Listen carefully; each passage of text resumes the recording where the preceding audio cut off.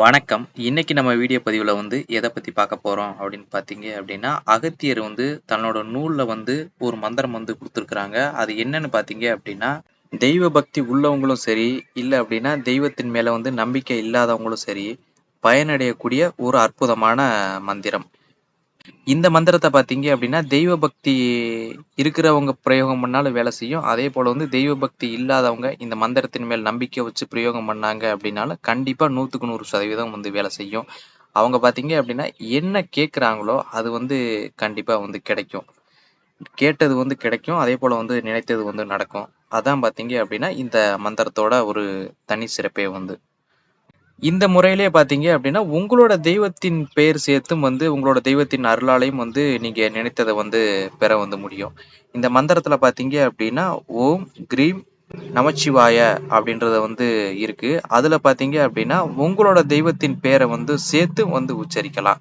ஓம் cream இப்போ உங்க தெய்வத்தின் பேர் காளி அப்படின்னா, மகா காளிக்கை நமக அப்படின்றத உச்சரிக்கலாம். இல்ல அப்படின்னா விநாயகர், இல்ல அப்படின்னா முருகர், எந்த உங்களோட குலதெய்வமா இருக்கட்டும், எந்த தெய்வத்தின் பேரை வேண்டுமானாலும் உச்சரிக்கலாம். இல்ல அப்படின்னாலும், இந்த மந்திரம் பார்த்தீங்க அப்படின்னா, சிவனை மையமா வச்சு, சிவன் அருளால நினைத்தது கிடைக்கும் அப்படின்னு சொல்லியிருக்கிறாங்க. இத மாற்று வழியில உங்களோட தெய்வத்தின் பெயர் சேற்றும் உச்சரிக்கலாம். அதே போல இல்ல அப்படின்னாலும், இதே மந்திரத்தையே தாராளமா உச்சரிக்கலாம். இத பார்த்தீங்க அப்படின்னா, எந்த நேரத்தில வேண்டுமானாலும் உச்சரிக்கலாம். நீங்க பூஜை பண்ணக்கூடிய நேரத்தில உச்சரிக்கலாம். இல்ல அப்படின்னா, தியானம் பண்ணக்கூடிய நேரத்தில உச்சரிக்கலாம்.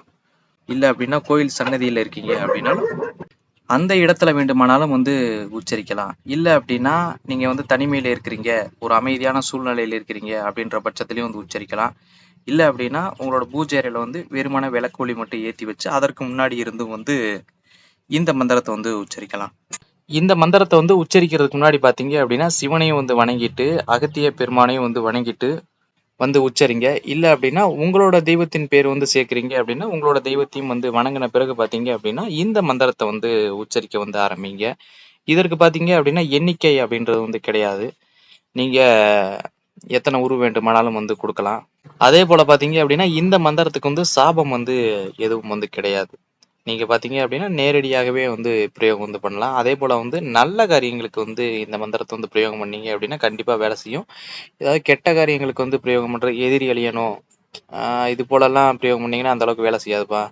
உங்களுக்கு தேவைக்கு செல்வம் சேரணும், வீடு கட்டணும், இல்ல அப்படின்னா ஒரு நல்ல ஒரு வேலை கிடைக்கணும், இல்ல அப்படின்னா இத நகைகள் சேர்க்கணும், இல்லன்னா நிலம் வாங்கணும், இது மாதிரி உங்களுக்கு என்ன தேவையோ அத தாராளமா உச்சரிக்கலாம்.